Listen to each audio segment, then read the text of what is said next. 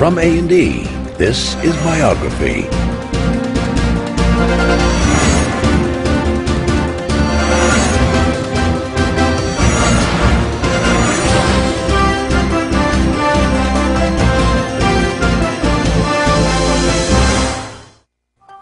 Microsoft founder Bill Gates is the rarest of corporate executives, ridiculed as a nerd while being feared as a bully.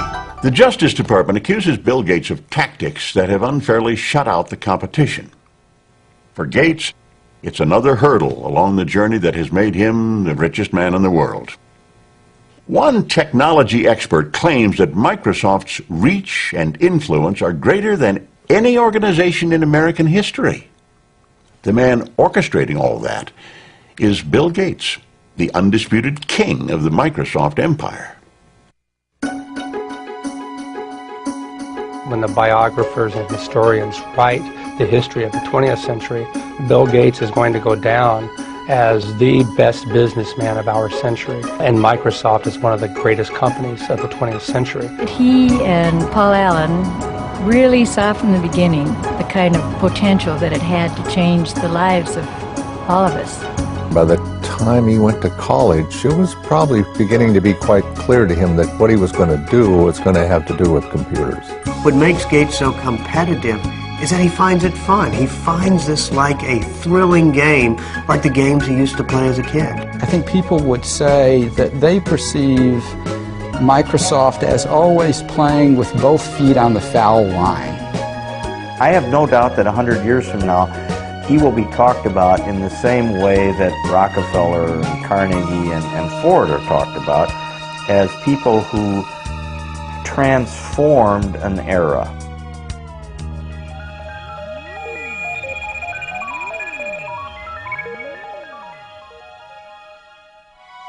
The values that shaped Bill Gates as one of the business titans of the 20th century go back to his roots in the great Northwest. Bill's great-grandfather, J.W. Maxwell, founded the First National Bank in Seattle. The Maxwells enjoyed their privileges and social position, but were never ostentatious about their wealth. Their son Willard, also a banker, and his wife Adele, who had a passion for playing cards, were among Seattle's top civic leaders. Their only child, Mary, was a lively, intelligent girl who made a name for herself as a student leader at the University of Washington. Athletic and outgoing, Mary Maxwell was sometimes referred to as Giggles. Her drive and energy struck everyone who came in contact with her. There tends to be a handful that is right at the core of the action. Mary was at the core of the action. Mary was unaffected, straightforward, charming, but immensely determined. It was at the university that Mary Maxwell met and fell in love with a quiet, scholarly young man, Bill Gates, Jr., who would go on to become one of Seattle's most prominent attorneys. When Bill and Mary wed in 1951, she decided to give up a career as a teacher to raise a family and devote time to charitable work. The first of the Gates' 3 children, Christy, was born in 1953. She was followed by a brother, Bill Gates III, born on October 28, 1955. He was given the nickname Trey. That derives from the fact that he was William H. Gates III, and the card players in the family think of anything with the 3 as being a Trey, so he became Trey. His mother had an extremely close relationship with Bill from the start. She even took him with her when she volunteered as a lecturer in Seattle schools. It wasn't long before her precocious son would read the World Book Encyclopedia from A to Z. We'd lose him sometime for hours at a time, and when I would ask, "What are you doing?" he'd say, "I'm thinking, Mother." Well, they say curiosity killed the cat, but it didn't kill Bill. Bill was curious. He was always eager to know more, and he had encouragement from his mom and dad. The Gates family prized competition, and young Bill loved testing his mettle in outdoor activities and indoor games. Among his favorite board games were Risk, in which the object is world domination, and the perennially popular Monopoly, where, with a bit of luck, anyone can become a tycoon. He was competitive in cards with his sister, races to see who could do jigsaw puzzles faster, ski racing, sailing, whatever. He wanted to do it well and as good as the other folks that he was with. Every summer, the Gates went off to their place on the Hood Canal called Cheerio. It was here that Bill, his younger sister Libby, and the rest of the family joined friends in staging their own Olympic Games. If you stayed overnight and had a couple of days with them, you would come away exhausted from games and activity. It was a very lively scene. It was definitely competitive, there's no question about it, and the children were all part of that. There was never a dull moment. The first World's Fair in the United States in 22 years. When the Seattle World's Fair opened in 1962, the Gates family rushed to see the wonders predicted for the 21st century, including computer technology. Imagine, if you can, an electronic brain. Bill often returned to visit the high-tech exhibits. It was already clear that he had a natural talent for math and science. But he was also becoming something of a loner, showing signs of preteen rebelliousness that was putting him at odds with his mother. Mary and I grew up in very orderly families where parents were controlling personalities, and we carried that forward. And that particular mode wasn't exactly consistent with Bill or Trey, who somewhere around about 11 or 12 began to be very independent emotionally. He was quite willing to make up his own mind about what he wanted to do and not do, and that was really tough for us, particularly for Mary. He was kind of lost. I mean, he was ill at ease in school, wasn't sure exactly how he wanted to spend his time. Obviously a very smart, brilliant kid, but kind of lacking direction. And he went through some counseling at that time. He went through a change in his school. Although they believed in public education, Bill's parents felt he would find more direction and discipline at Lakeside, Seattle's best private prep school. Lakeside only accepted the brightest and the best students, and Bill fit that description to a T. He began to blossom at Lakeside, making new friends and finding more challenging classes. He was an excellent math student. He was excellent across the board. I mean, he was a superb drama student and interested in reading all different kinds of books and so forth. So he wasn't just totally math science oriented. He had a wide breadth of interests. When Bill started high school in 1969, the U.S. space program was at its zenith. Apollo 11 took men to the moon that July. The Eagle has landed. But the computers that made it possible were still electronic giants that cost millions of dollars and required an army of people to run them. Most schools at that time could never consider buying a big computer. But Lakeside had made an extraordinary deal that would be fateful for Bill Gates. A Seattle company offered the use of its computer through a teletype link to the school. Young Gates was entranced by the possibilities of this primitive machine and started spending every free moment in the computer room. The story has often been told, and it's completely true, that he would get up at night and leave and go over to work on the computer and come back, and we wouldn't know that he'd been gone. As I recall, the headmaster here was asked at a parents' meeting once, "Do you have a drug problem here at the school?"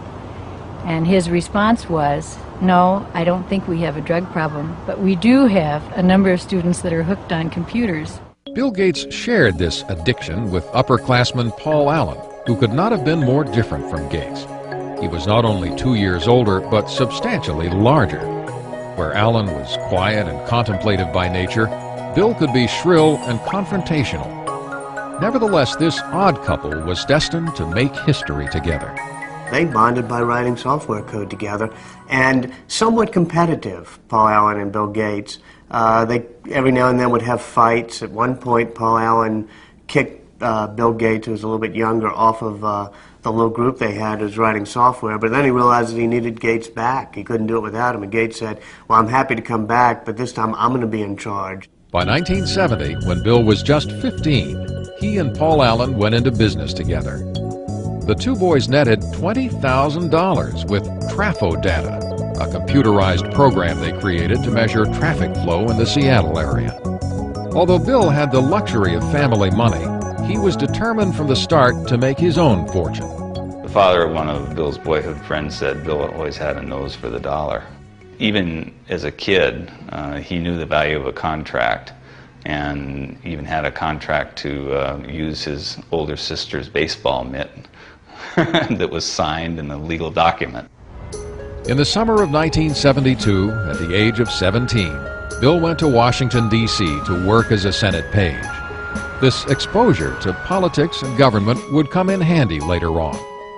Back home that fall, he took a leave of absence from school when he and Paul Allen got their first real jobs with a computer company.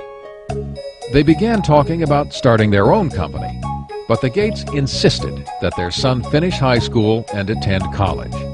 His mother used to worry that he was socially awkward. Well, maybe he was, but he had other things on his mind, and he was not rude, he was not abrupt. He was marching to a different drummer. He's a genius, and he has a different agenda. Bill graduated from Lakeside in 1973, and his parents took great pride in his acceptance at Harvard University. But his destiny had already been set in motion, and it was computer-driven.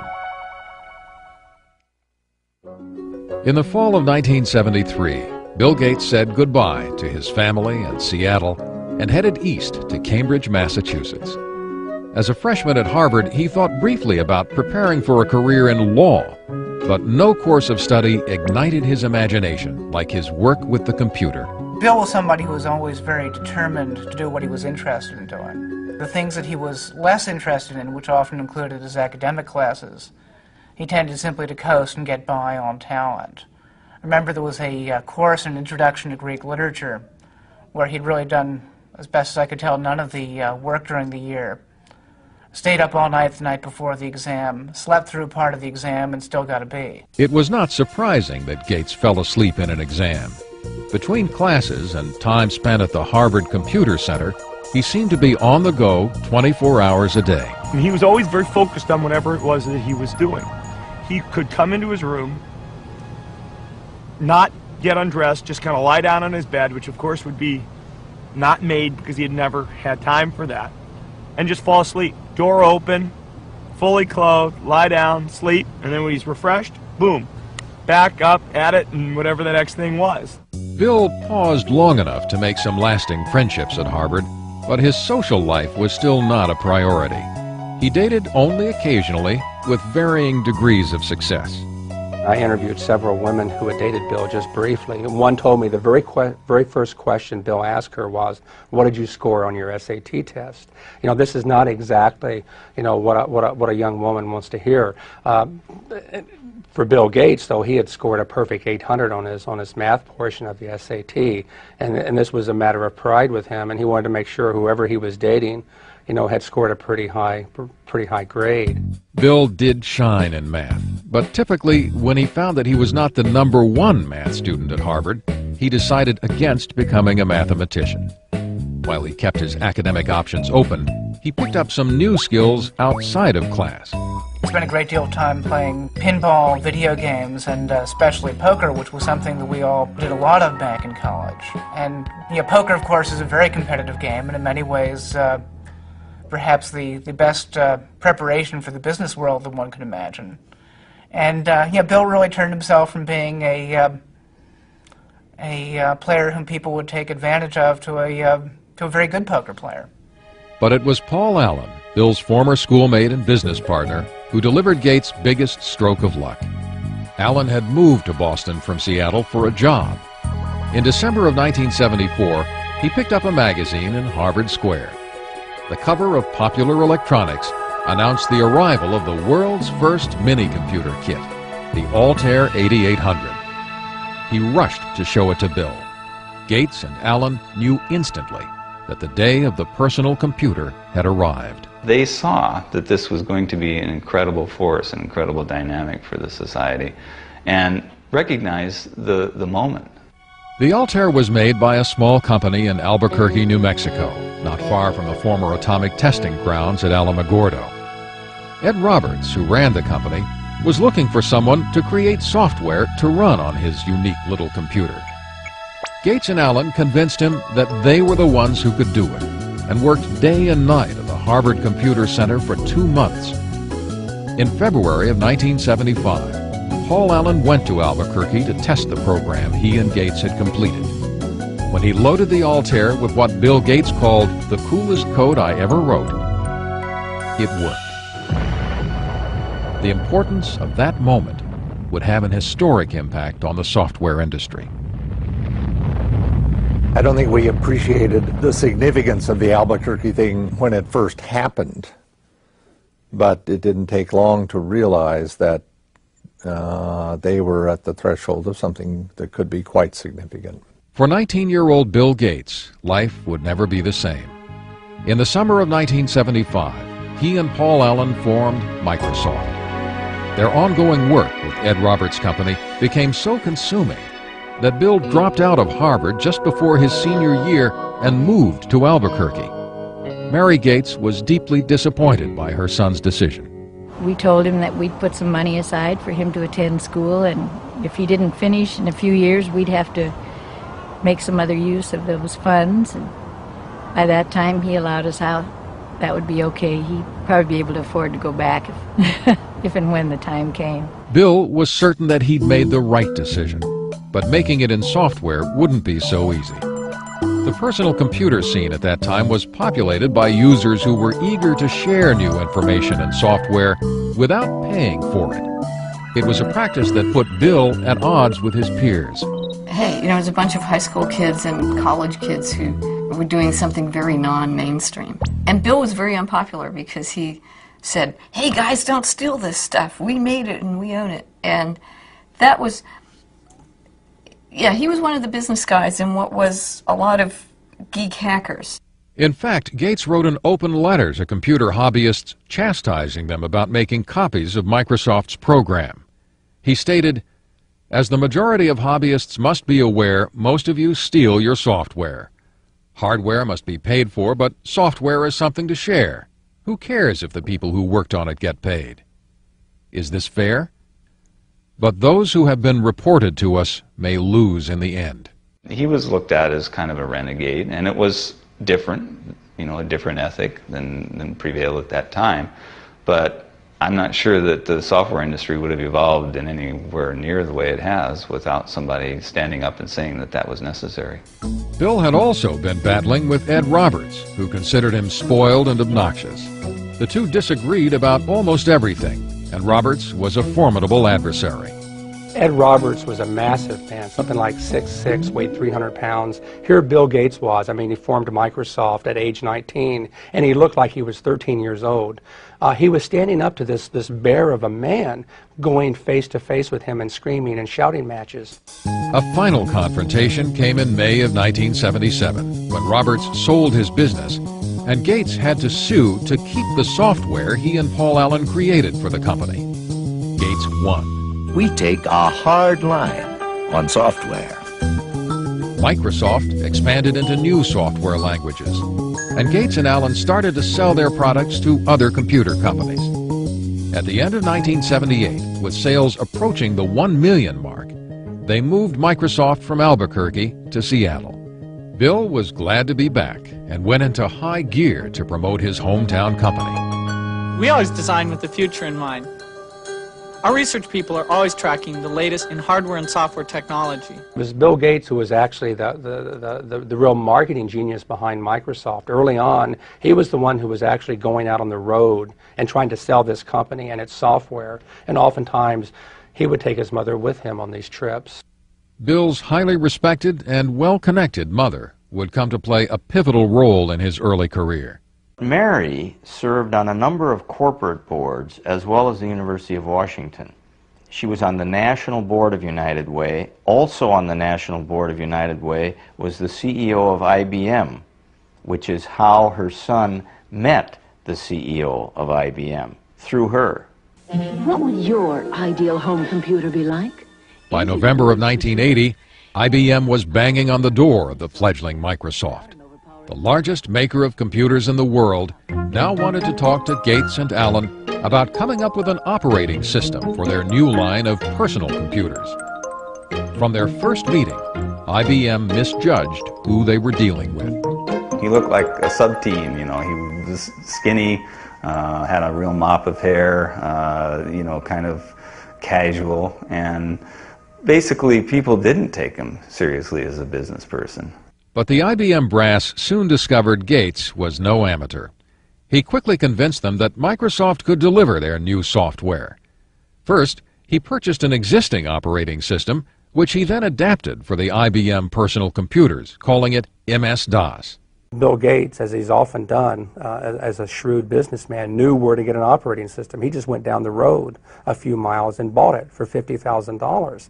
But then the real brilliance was that when they developed that operating system for IBM, IBM wanted to buy the source code, which would have given them the disk operating system, or what became known as DOS. And instead, Microsoft refused to actually sign the rights over to DOS.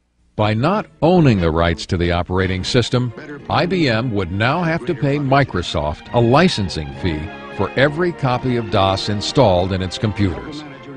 IBM was also about to lose its tremendous edge in computer sales. As other companies introduced personal computers that were cheaper than IBM's, Microsoft was able to sell the same operating system to all of them.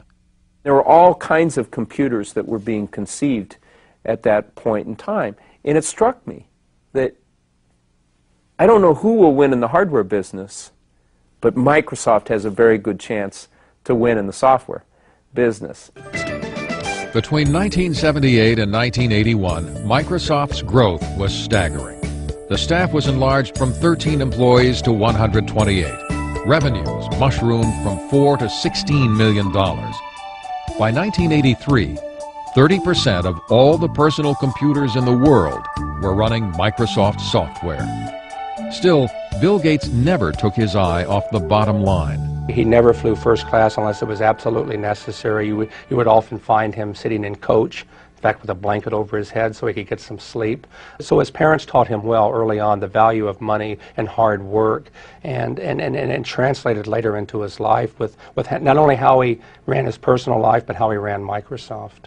My name is Bill Gates. I'm chairman of Microsoft. The early 1980s was an exciting time for an industry run mostly by people under 30. Microsoft began working on software for innovative companies like Apple and its guru Steve Jobs. Their Macintosh computer and software were considered by many to be the most ingenious in the industry and the way of the future. To create a new standard, it takes something that's really new and really captures people's imagination. And the Macintosh, of all the machines I've ever seen, is the only one that meets that standard. But it wouldn't be long before Microsoft and Apple would be locked in a bitter struggle over the rights to the next generation of software. Bill Gates was also about to receive news that would rock Microsoft to its very foundation. By 1983, the future could not have looked more promising for 28-year-old Bill Gates and Microsoft. The personal computer business was booming, and there was an ever-increasing hunger for software. Bill Gates and Paul Allen were emerging as the crown princes of the personal computer age. But in the midst of the breathtaking rise of their company, they were stunned by some terrible news. Paul Allen, Bill's friend and partner since high school, was diagnosed with Hodgkin's disease, a form of cancer. It did give Bill kind of a perspective that he didn't have before. You know, he'd always been very, very hard driving, very demanding, and this may have helped him understand a little bit better in terms of what other people go through. Allen's disease went into remission 1 year later, but he would never again take full part in the day-to-day business of Microsoft. For two men in their early 30s who created a company of global significance and made millions, it was the end of an era. I think history's going to show that their partnership really was an incredible dynamic. I often compare it to the Beatles, Lennon and McCartney. The songs they wrote together are the ones that pretty much we remember and get played over and over again. They were great songwriters individually. We still hear their songs that they wrote on their own. But somehow together they were even greater than the sum of their parts. And Paul and Bill were like that. By 1984, Bill Gates had become the singular face of Microsoft. In April of that year, he was heralded by Time magazine as the quintessential representative of a new breed of businessman, one who understood both nuts and bolts technology and corporate strategy. When you work with Bill, you can see that in almost any meeting you're in or anything you're discussing, Bill instantly puts together a profile of all of the cases. What about this? What about this? What about this? What about this? What about this? He almost builds this checklist of everything that can possibly happen in his head in a very structured way, and then he runs through it. Protect mode file system, the super advanced file system. Microsoft was often referred to as a math camp, where Gates' demanding management style kept the creative process churning and sometimes set off heated confrontations. The early Gates would challenge just about anything. He'd call things the stupidest idea you'd ever heard. And part of it was to test, to see, well, okay, if you disagree, you've got to convince me that it's not the stupidest idea in the world. A constant challenging of ideas was required to stay on top in an ever-changing industry. Gates surrounded himself with a team that shared his relentless work ethic. Certainly when we are working to release a software product, we are sleepless in Seattle. There's a story about Bill from Miriam Lubau, his assistant. She was new to the company. She came in one morning and she didn't know if she should call police because there was this guy sleeping under a desk. But it turned out to be Bill. The effort was paying off. Microsoft posted more than $140 million in sales in 1985. But inevitably, running a company on a round-the-clock schedule took its toll on Bill's social life. He did manage to have one steady girlfriend in Jill Bennett. She told me that it was difficult maintaining a relationship with somebody who was working, 3 days straight without sleep. Oftentimes he would end up on her doorstep, half dead. In 1986, Gates introduced Microsoft Windows. It would become the company's signature program. Critics quickly noted that in its use of a mouse and icons, it bore more than a passing resemblance to the Apple Macintosh operating system, considered to be the most user-friendly. If you know how to point, you already know how to use it. Macintosh, the computer for the rest of us. Apple had given Gates full access to their technology while he was working on new software for the Macintosh computer. Gates advised Apple early on that they should license their software. But Apple was more interested in selling computers than software. They ignored the suggestion. Once again, Gates took advantage of an opening and ran with it. In this industry, we compete and we collaborate at the same time. Bill once had a conversation with me, says, I'm a competitor, so even though I'm a friend, don't tell me information that you don't want me to use against you, because I'm going to compete with you, and if you tell me something that's useful in competing, I'm going to use that information. Apple decided that Gates was not going to take a bite out of their business and threatened to sue over Windows. Gates, in turn, said he would withhold Microsoft software Apple desperately needed for its computers.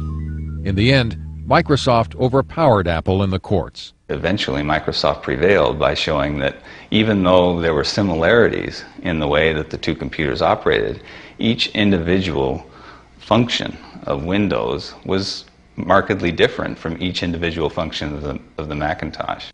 Even though the first version of Windows was far from perfect, it gave Microsoft a new financial and creative base. In 1986, Bill Gates took his company public.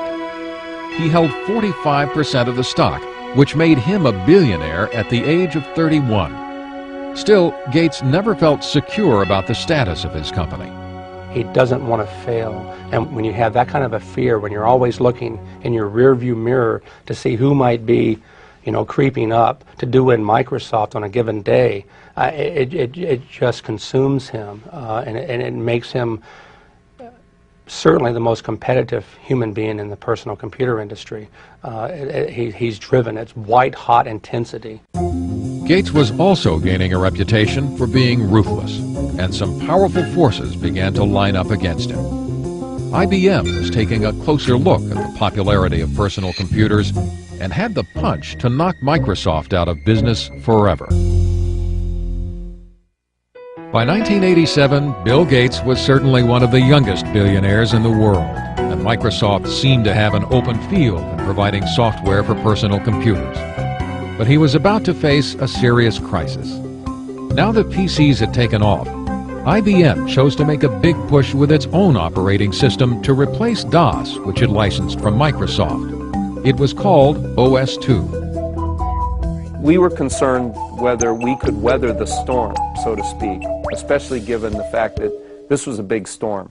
IBM, a very powerful company, a lot of software people, a lot of cash, a lot of resolve to potentially put Microsoft out of the operating system business. Ironically, Microsoft played a role in developing OS/2, but Bill Gates was not about to abandon his own software. He decided to stake his company's future and his own reputation on the Windows software his team continued to upgrade, even if it meant losing IBM as his biggest customer. On May 22, 1990, Microsoft launched Windows 3.0. This new and improved version swiftly became a bestseller. Ultimately, OS/2 failed in the marketplace, leaving Microsoft with a virtual monopoly on operating systems for PCs. Now, the Federal Trade Commission began looking at claims that Gates was using this dominance in operating systems to cut off competition by cutting prices on Microsoft products. It seemed Microsoft's mild-mannered chairman was gaining a seek and destroy image. Bill Gates is not a brutal guy. He just needs to win. And he's willing to win, gracefully or non-gracefully. It doesn't matter. A win is still a win. Predatory pricing was not the only charge leveled at Microsoft. In 1993, the Justice Department began a new investigation. They examined complaints that Microsoft was charging computer makers a licensing fee based on the number of computers they sold, including those computers not running Microsoft software. They made computer manufacturers pay for the Microsoft software, whether it was installed on their computer or not. And as a result of that, they prevented competitors from entering the market. The Justice Department has charged Microsoft, the world's largest software company, with using unfair marketing and contracting practices. In July of 1994, Microsoft agreed to stop charging the fees in question, and the Justice Department dropped the case. Gates would never admit that Microsoft had a monopoly and maintained he was simply providing better software at lower prices. I mean, we're not like an alligator. We don't go around and eat things. I mean, we come out with these little boxes, these nice little software packages, and you stick them in your computer, and you either have fun using it, and it helps you get things done, or not. But it wasn't that simple for investors. The government probes and the fights with IBM and Apple caused the value of Microsoft's stock to drop. There was now more pressure than ever to turn out the next version of Windows. Gates found some inventive ways to release the tension. He appeared in commercials for his company with Microsoft Top Gun Steve Ballmer. He sometimes made dramatic entrances to tout his company at software conventions, once arriving as Star Trek's Mr. Spock. Gates also instituted the micro games. This hodgepodge competition among the Microsofties is very reminiscent of the games he played as a child at the Hood Canal. It was like summer camp for adults. We'd all go to his house, and he would spend months figuring out what the various games would be, and he would be sort of the master of ceremonies. He'd form us into teams, very carefully figuring out the dynamics of the teams and how we might all interact, and then we would have to do these like summer camp games. And I met Melinda first at one of those micro games. Melinda was 28-year-old Melinda French, a Duke graduate with an MBA. She'd been working as an executive at Microsoft for several years. It was becoming increasingly clear to Bill's family and friends that she was the woman that the 37-year-old Gates had decided to spend his life with. He dated Melinda for quite a while before they got married, and so I saw them together over the years, and they always looked like they had a very special thing going, you know, a level of intimacy and a level of intellectual connection that just caused sparks. She's a really wonderful person, a perfect match for him. Very, very bright, very organized, very supportive, very interested in family and good family life. Bill and Melinda were married in Hawaii on January 1st, 1994. The night before the ceremony, Bill had arranged for a special serenade for Melinda. He had Willie Nelson play the night before his wedding, and it was a total surprise. Bill got up and he said, you know, I really love Melinda, and I really want to sing her some songs tonight, and I don't sing that well, and so I asked a friend of mine to come and do a little singing for us, and so it was a big surprise. In Melinda, Bill found a partner who gave him the kind of personal happiness he'd been looking for, and who also understood the professional demands of his business. But only months after his marriage, the joy that Bill shared with his family would turn to heartbreak. His mother, Mary, who had been his most devoted ally, was diagnosed with breast cancer. She died in the early morning of June 10th, 1994. Bill rushed home to be at his mother's side.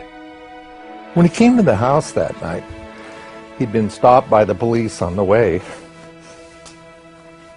because he was speeding. And of course, the policeman recognized him. It wasn't the first time he ever got stopped for speeding, by the way. And they looked at him and they said, what's going on? Because he said, you know, I was sitting there and the tears were just running down my face. And the policeman said, well, he said to the policeman, I'm sorry, he said, my mother just died. And the policeman said, well, you go ahead, you go on home, but please slow down a little bit if you don't mind. So he was very deeply affected by his mother's death, as we all were, of course. In the years that followed, Bill would begin to pick up where his mother left off in creating a philanthropic foundation to serve major projects in health and education. But all of his wealth and power would not shield him from the crises he and Microsoft would face on the road ahead. By 1995, 39-year-old Bill Gates had settled into a new life as a married man. With his wife Melinda, he took time off to explore the world from Africa to China. It seemed that Bill Gates now truly had it all. This is a man so successful, his chauffeur is Ross Perot, ladies and gentlemen. Please welcome Bill Gates and the Bill Gates Dancers. 1995 was also a banner year for Microsoft. Windows 95 was introduced to great fanfare. Tonight Show host Jay Leno kicked off the ballyhoo for the new software. Windows 95 is so easy, even a talk show host can figure it out. Clearly, Gates was still Microsoft's best salesman. But from now on, it wouldn't be all business for the boss. On April 26, 1996, Bill and Melinda welcomed their first child, a daughter, Jennifer. He just loves that little girl. It's just so marvelous to see. It's very gratifying to a father to see his own son have the same feeling about children that I did about him and his sisters. So it's really gratifying. At the age of 42, Bill Gates has become an icon of the American establishment. He is now the richest man in the world, with a personal net worth of more than $50 billion. He is a member of a power elite, which includes President Bill Clinton, who shares his newfound enthusiasm for golf. The Gates style has never meant flaunting wealth, but Bill has spent considerable money for convenience and comfort. In 1997, Bill, his wife, and daughter moved into a $54 million dream house. Along with family and guest quarters, there is a library housing the Leonardo da Vinci notebook for which Gates paid more than $30 million. Even though the house will serve many business functions, for the Gates family, it's just home. It's a remarkably family-friendly home, given what it is. I remember the first time going there after it was fully finished, walking through it and seeing, little Tykes cars in various places and things like that. I mean, this is not an antiseptic home that you feel afraid to touch anything or sit anywhere. While Bill may live in a high-tech palace, he has maintained the strong sense of public service Mary Gates gave all her children. He has committed himself to giving away the bulk of his fortune with the help of his wife and father through the William H. Gates Foundations. They've given $200 million for computers in libraries around the country so that others can experience the excitement in computers Gates found as a child. Not everyone in this country can afford access to a computer, and it just makes him realize that offering that kind of access to all citizens, be they 12 years old or 92 years old, will allow everyone to pursue that same excitement that he had as a youngster at Lakeside. Gates and his family have also donated an estimated $800 million for educational projects at colleges and for major medical research. Although he's been criticized for not spending more time and money on philanthropy, at 42, Gates is not ready to give up the helm at Microsoft. The industry keeps changing. I mean, it's the perfect game because it never ends. You can't sit down and relax. In fact, by 1997, Gates found that he was way behind in the exploding Internet market. A company called Netscape was dominating sales of Internet browsers, the software needed to access Internet websites. In some sense, I think the Internet gave Bill a whole new lease on life because it was something new to conquer. Gates set out to close the gap with Netscape by including Explorer, his browser, with every copy of the Windows operating system. It was seen as a move to eliminate his chief rival. If Microsoft chooses to disadvantage Netscape or any other competitor, then the consumer doesn't get a fair choice. When the consumer doesn't get a fair choice, the market can't work effectively. In fact, Gates has been portrayed as a bully on Internet websites, with his company now controlling 95% of the world's PC operating systems. Many users believe he has prevented sometimes better products from making it. In March of 1998, Bill Gates was called to the Senate where he was once a page. Again, he was charged with running an illegal monopoly. In the electronic marketplace, Microsoft has the power today to exercise predatory and exclusionary control over the very means by which we access this Internet. It's a lot like General Motors having the ability to dictate what type of gasoline you put in your car, or what interstate you can drive on, or even how you get on the interstate. In spite of these accusations, Gates was about to win an important decision. An earlier injunction preventing Microsoft from giving away his Internet Explorer with Windows 98 was revoked. But Gates was still not out of the woods. In May of 1998, the Justice Department and 20 states filed an antitrust suit against Microsoft. The legal entanglements may take years to unravel, and the ongoing investigation has taken its toll on the youthful chairman of Microsoft. I think it's been a real punch to the gut for Bill. I've seen him be very emotional and depressed about this, just as I would be. I mean, I've been audited once, and that was pretty awful, and I can imagine this is a lot worse than an IRS audit. Gates may be wounded by the attacks made on him and Microsoft, but his business is still robust, and his customers keep coming back. Looking to the future, he has begun to take his company into new territory. In 1996, he ventured into television for the first time with the 24-hour cable news channel MSNBC. Gates has also begun exploring the use of computer technology in entertainment with Hollywood moguls like Steven Spielberg. But he keeps coming back to his first love, software, with all of its infinite possibilities. Bill Gates is still the competitor he always was. Whether he'll be remembered as a robber baron or the guy who simply built a better mousetrap, no one can deny the lasting impact his life has had on our time. When the biographers and historians write the history of the 20th century, Bill Gates is going to go down as the best businessman of our century, and Microsoft is one of the greatest companies of the 20th century. It's remarkable what this company has managed to do in so short a time. This is one of the great success stories of the 20th century.